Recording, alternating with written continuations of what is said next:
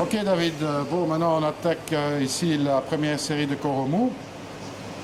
Oui, tout à fait. Donc là, on va montrer quelques Koromu. Donc on va commencer par le plus grand des classiques, je dirais, dans les Koromu, qui est le Sarcophyton, qu'on remarque ici au bout de la baguette que j'ai en main.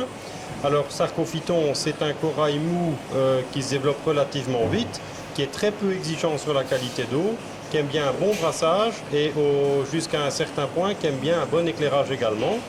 Alors, même sans alimentation, c'est un corail qui a tendance à se développer, mais évidemment, son développement est meilleur lorsqu'il est nourri.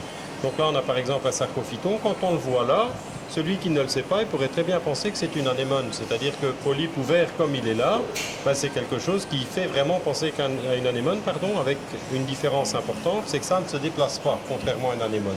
Et dans certains cas, on a également les poissons clowns qui vont même dedans, en interprétant cela comme une anémone, avec, comme je disais il y a quelques minutes, l'intérêt que ça ne se déplace pas. Donc en fait ça pourrait très bien convenir pour un tout petit aquarium en fait. Oui, alors d'un point de vue maintenant, certainement, hein, c'est quelque chose qui est très facile, ça supporte facilement quand il y a des écarts de température, de qualité d'eau et j'en passe. La seule chose, c'est que dans de bonnes conditions, ça se développe relativement vite, ce qui est quelque part un bon problème, mais en mettant ça dans des petits aquariums, ben, on peut évidemment être amené à être à court de place. Bon d'accord, ben, il y a d'autres choses qu'on pourra mettre là-dedans. Oui, oui, tout à fait. Maintenant, on va peut-être enchaîner sur un second, qui est le Neftea, qui est celui que j'ai au bout de ma baguette maintenant. On en voit ici quelques-uns. Ça aussi, c'est un corail mou qui est très facile, qui se développe facilement et qui se développe surtout bien en hauteur. Donc c'est un bon complément, par exemple, par rapport au sarcophyton qui, lui, aura tendance à évidemment s'étaler.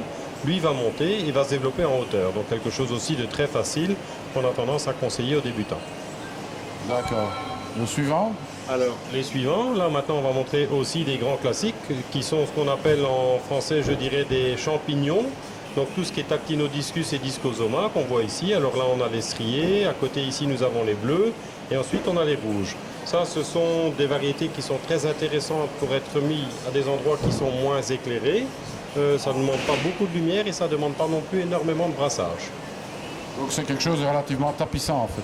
Voilà, c'est quelque chose de tapissant qui va d'ailleurs aller coloniser les pierres vivantes voisines. Hein. Tout ce qui est à proximité, il continue de se développer. Ça permet de mettre une touche de couleur et c'est vraiment parmi les plus faciles que l'on peut trouver. Bien, on va changer de bac. Bien, on continue le bac suivant. Trois espèces différentes maintenant. Voilà, donc toujours dans les Koromu. Alors la première famille, est-ce qu'on peut appeler ça une famille parce qu'il y en a effectivement énormément, ce sont les Zoanthus. Donc là, ce sont des polypes qui sont également colonisants sur des roches. Donc on voit pour certains que c'est, on voit bien comme par exemple ici, dès que je touche, vous voyez, le polype a tendance à se fermer, un petit peu partout d'ailleurs. Je peux peut-être les remontrer. Et en fait, voilà, on les voit se refermer. Et donc ça, c'est vraiment quelque chose qu'on peut qualifier de colonie, c'est-à-dire que chaque animal, chaque polype est on peut dire un animal indépendant.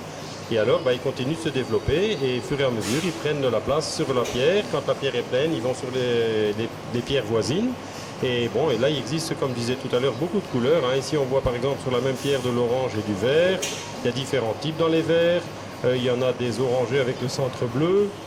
Il y en a des tout roses. Enfin, il y en a une grande, grande diversité. C'est quelque chose aussi de très facile que nous conseillons vraiment aux débutants parce que c'est quelque chose qui se développe bien.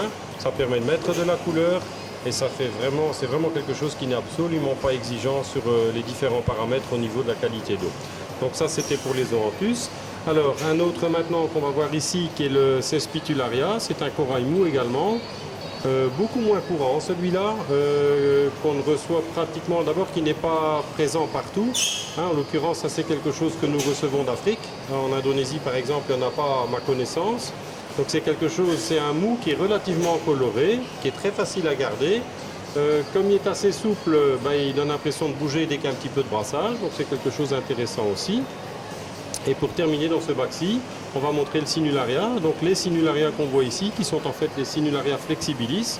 Donc là aussi, un corail mou de forme branchue qui se développe relativement vite et bien, qui aime bien un bon brassage et un bon éclairage.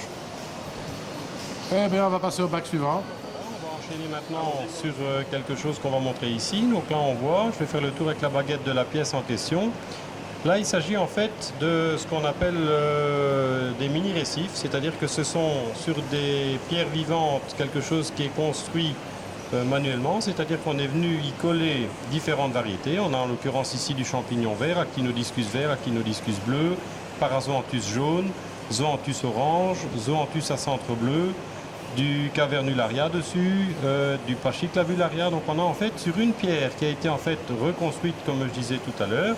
C'est donc au départ une roche vivante sur laquelle on est venu coller une petite pièce de chaque variété qu'on est venu replacer en mer ensuite et donc qui continue de se développer. Et une fois que la pierre est bien garnie et bien fournie comme on la voit là, à ce moment-là, elle est exportée. Alors une chose qui est importante à mon avis de préciser aussi, c'est que pratiquement tous les coraux que nous présentons aujourd'hui, essentiellement dans les coraux mous en tout cas, pratiquement tous ceux-ci sont issus de culture. C'est-à-dire qu'on n'a plus là de coraux qui sont prélevés sur les récifs, ça n'est plus du sauvage, c'est de la culture. Alors comment est-ce que ça se passe? C'est simple, il y a des pieds-mères qui sont en fait posés, fixés sur des tables de culture. Et alors évidemment, par fragmentation, des petits morceaux sont en fait pris de ces pieds-mères, collés sur d'autres supports, un petit peu comme on le voit ici, replacés sur des tables en mer et ils continuent de se développer. Donc je pense que c'est important de préciser. Beaucoup de gens quelquefois pourraient penser que beaucoup de coraux sont encore prélevés. C'est de moins en moins le cas. Pour les coraux mous, je dirais 95% de ce que nous vendons aujourd'hui, c'est clairement de la culture et non pas du prélèvement. Et pour les coraux durs, ça en prend exactement la même direction. On va voir ça ensemble tout à l'heure. Alors maintenant, on va présenter autre chose. On a ici ce qu'on appelle le xénia. Alors le xénia, c'est aussi un grand classique. C'est toujours quelque chose de mou, quelque chose de très joli. Et avec le xénia, j'ai envie de dire, c'est tout ou rien. Il y a des aquariums où il se plaît très bien, où il pousse très vite, jusqu'à même aller pousser sur les vitres, sur le décor et sur le support. Et il y a des aquariums où on a des difficultés à le maintenir. Alors c'est un corail qui demande beaucoup d'oxygène. Et alors qu'il y a aussi quelque chose d'assez intéressant à observer, c'est, bon ici on ne le voit pas vraiment parce qu'il est un endroit qui est bien brassé. Et quand on met un endroit où il y a moins de brassage, on voit les petits polypes qui s'ouvrent et qui se referment sans arrêt. Donc là aussi, dans le but de, bon évidemment de prendre de l'oxygène, mais également dans un but de s'alimenter. Donc c'est un corail qui est intéressant, ça vaut la peine d'essayer de mettre une petite pièce. Dans de bonnes conditions, c'est quelque chose qui se développe très vite. Donc voilà pour le xénia. Et alors on va fermer la parenthèse de ce bac-ci pour montrer quelques champignons d'autres couleurs. On en a déjà vu tout à l'heure. Ici on a du vert métallique et on a également du rouge fluorescent. Je propose que maintenant on passe au bac suivant.